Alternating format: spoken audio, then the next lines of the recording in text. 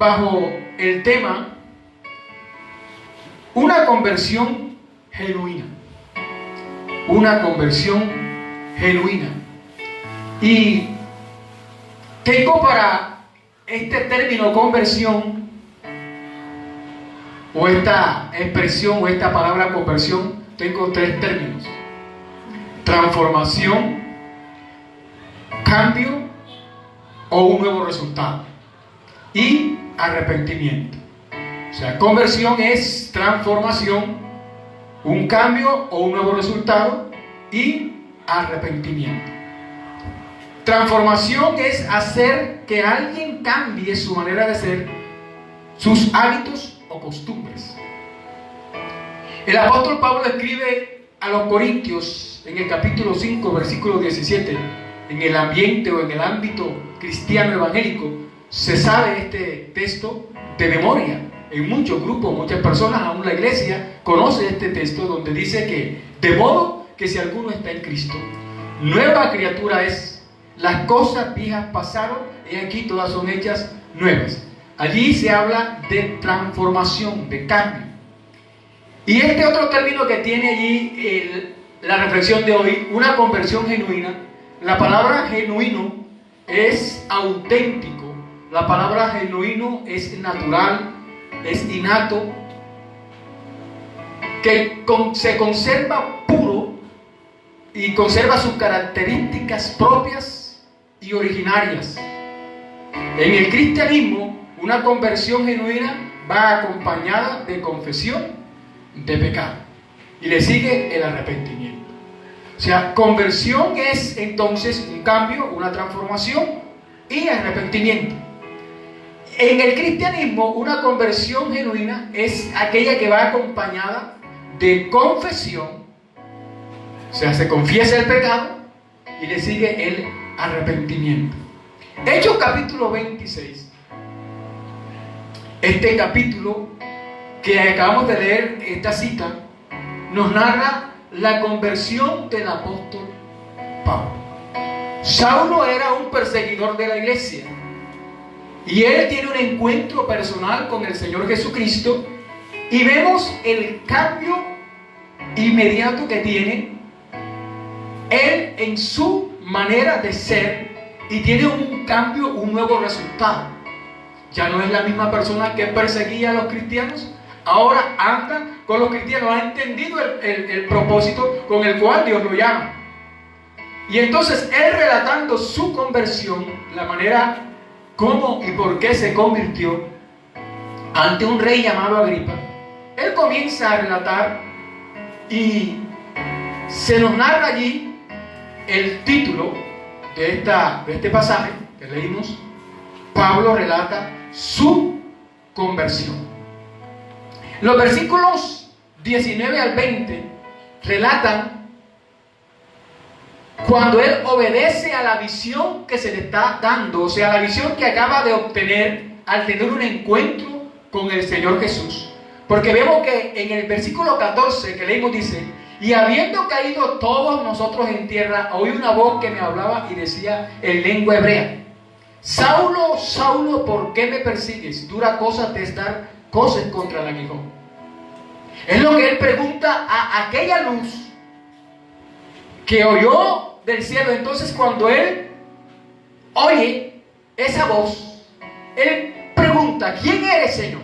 En lo personal, siempre he dicho que fue tanto el impacto que recibió Saulo en ese momento, cuando vio aquella luz, aquel resplandor del cielo que sobrepasaba todo lo que era la luz del sol en ese momento, que era mediodía. Dice el versículo 13: cuando a mediodía, oh rey, él está refiriendo al rey Agripa, su conversión, yendo por el camino, vi una luz del cielo que sobrepasaba el resplandor del sol, la cual me rodeó a mí y a los que iban conmigo, y habiendo caído todos, dice que todos cayeron en tierra, y habiendo caído todos en tierra, todos los que iban conmigo, oí una voz que me hablaba y decía en lengua hebrea. Y cuando él oye la voz, pregunta: ¿quién eres, Señor? Fue tanto el impacto que tuvo Saulo que él sabía que esto que estaba sucediendo era algo portentoso, algo poderoso, y entonces él quería saber qué era eso, y esto era de algo que era de señorío, de señor, de alguien que tenía autoridad. Y entonces cuando oyó la voz que hablaba allí, como dice él, en lengua hebrea, y le preguntaba: Saulo, Saulo, ¿por qué me persigues? ¿Quién eres, Señor? Le dijo: yo soy Jesús, santo. Y cuando él oye esa voz, entonces él sigue refiriendo todo lo que le dice esa voz que oyó él. En el resplandor que vio, dice el versículo 19: por lo cual, oh rey Agripa, no fui rebelde a la visión celestial, sino que anuncié primeramente a los que están en Damasco. O sea, a él se le dio un mandato: ves, hazlo. Y dice: y entonces yo no fui rebelde a la visión, sino que anuncié primeramente a los que están en Damasco y Jerusalén, y por toda la tierra de Judea, y a los gentiles que se arrepintiesen y se convirtiesen a Dios, haciendo obras dignas de arrepentimiento. O sea, en el cristianismo, lo que tiene que ver con conversión es confesión de pecado y una vida arrepentida. Conversión o confesión de pecados, y le sigue el arrepentimiento. Este hombre acaba de recibir, tener un encuentro con el Señor, una visión, y dice que no fue rebelde a la visión celestial, porque entendió el propósito, tuvo un encuentro allí personal con el Señor, y esto vio y le dio a entender lo que tenía que hacer, y él entendió y comprendió lo que tenía que hacer. Y la conversión es un mandamiento. Y esa conversión, que es un mandamiento, es necesaria. Y tras que es necesaria, retribuye bendición al que la hace o al que la recibe. Escúchame bien, la conversión es un mandamiento. O sea, convertirse. ¿Y qué es convertirse, hermano? Una transformación, hacer que alguien cambie su manera de hacer. En este caso, Pablo, Saulo de Tarso, el perseguidor de la iglesia, inmediatamente tuvo ese cambio, esa transformación, porque tuvo un encuentro personal con el Señor. Y esta conversión, que es un mandamiento y que es necesaria, retribuye bendición a aquel que la hace, o aquel que la acepta, o aquel que la recibe. Job capítulo 36. La Escritura declara en Job capítulo 36, versículo 5 hasta el versículo 11: he aquí que Dios es grande, pero no desestima a nadie. Aleluya. Es poderoso en fuerza de sabiduría. No otorgará vida al impío, pero a los afligidos dará su derecho. No apartará de los justos sus ojos, antes bien con los reyes los pondrá en trono para siempre, y serán exaltados. Ese es Dios lo que hará con el justo. Versículo 8: y si estuvieran prendidos en grillos y aprisionados en las cuerdas de aflicción, Él les dará a conocer la obra de ellos, y que prevalecieron sus rebeliones. Despierta además el oído de ellos para la corrección, y les dice que se conviertan de la iniquidad. Si oyeren y les sirvieren, acabarán sus días en bienestar y sus años en dicha. O sea, el que oye la voz, en este caso estamos viendo el ejemplo de Pablo, el que oye la voz del Señor y acepta el propósito, el plan de Dios para con él. Aquí dice la palabra: si oyen la voz y les sirven, acabarán sus días en bienestar, acabarán sus días bien, acabarán sus días felices, y sus años en dicha. O sea que la conversión, que es un mandamiento y es necesaria, retribuye bendición. Hechos capítulo 3, versículo 19. Mira lo que dice este pasaje. Así que arrepentíos y convertíos para que sean borrados vuestros pecados, para que vengan de la presencia del Señor tiempos de refrigerio. O sea que el que se arrepiente y se convierte al Señor va a tener una dicha, una vida dichosa, una vida tranquila. Va a tener una vida de refrigerio. No diciendo que no va a venir afán, que no va a venir angustia, que no va a haber momentos difíciles. Claro que los van a ver, pero ese hombre convertido al Señor, confiando en el Señor, tiene una vida de paz, tiene una vida de tranquilidad, tiene una vida de seguridad. Ahora, la conversión es no solamente un mandamiento, no solamente es necesaria y que retribuye bendición a quien la acepta o a quien la hace, sino que la conversión es una obra. O sea, la conversión trae frutos, la conversión trae obras. Primera de Reyes, capítulo 18.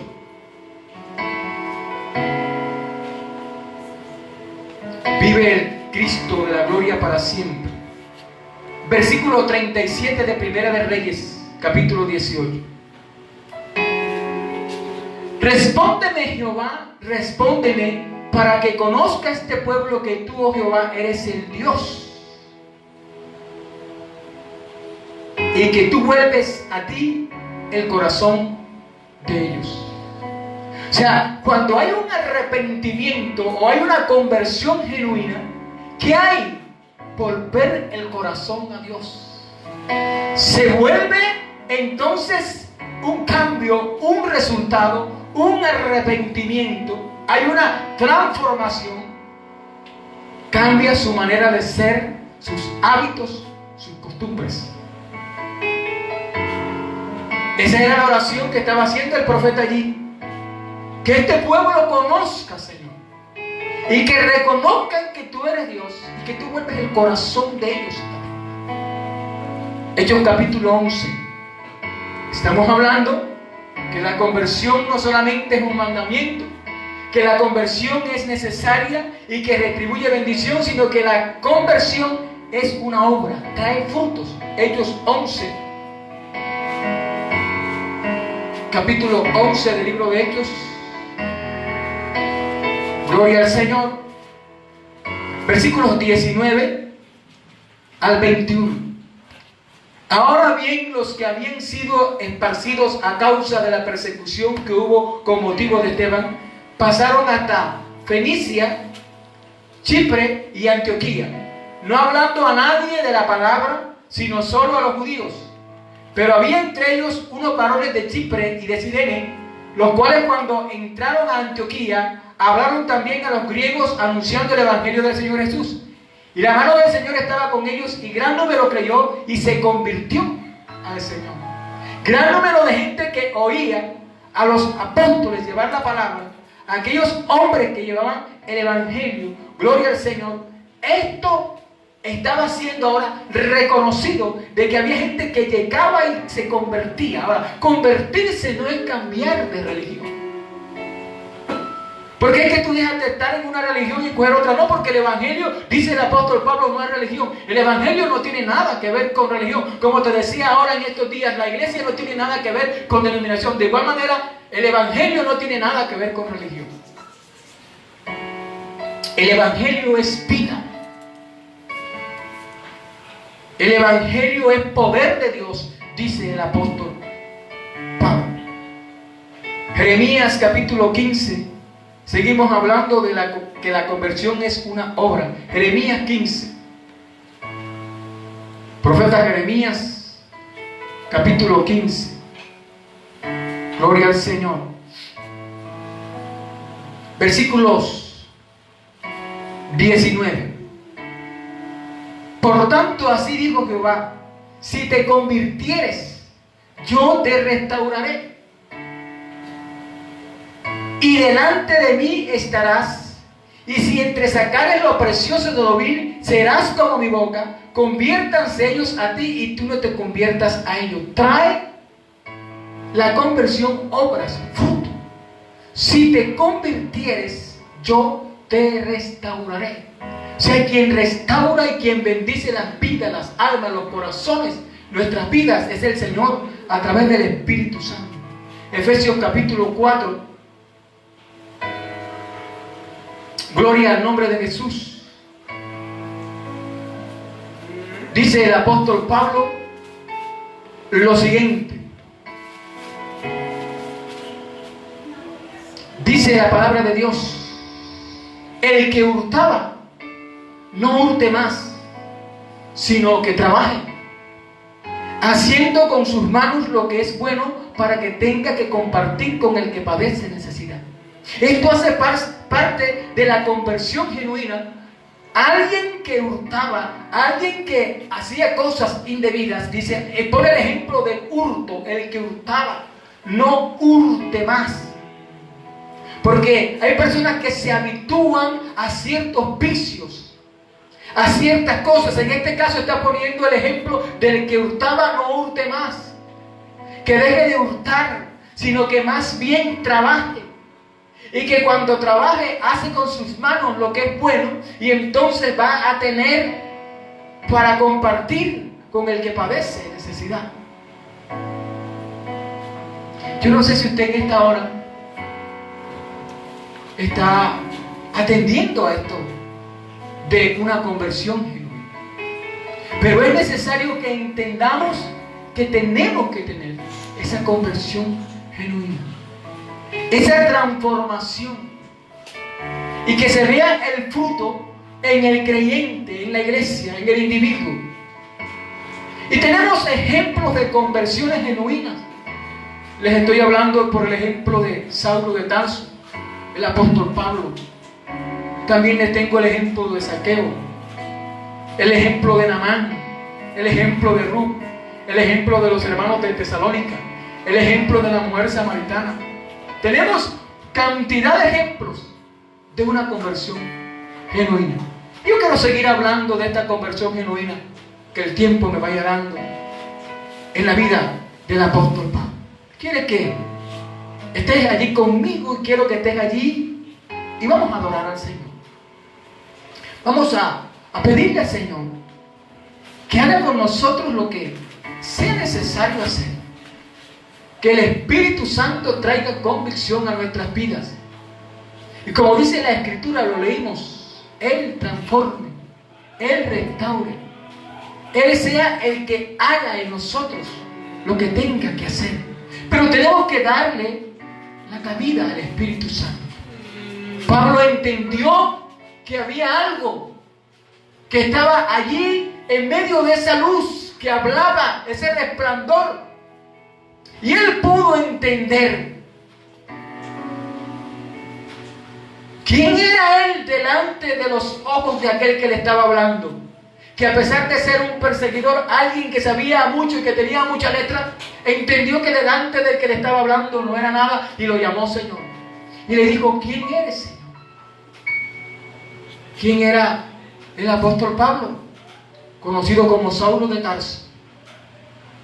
Un ciudadano romano, libre, educado bajo la dirección de Gamaliel. Perseguidor de la iglesia.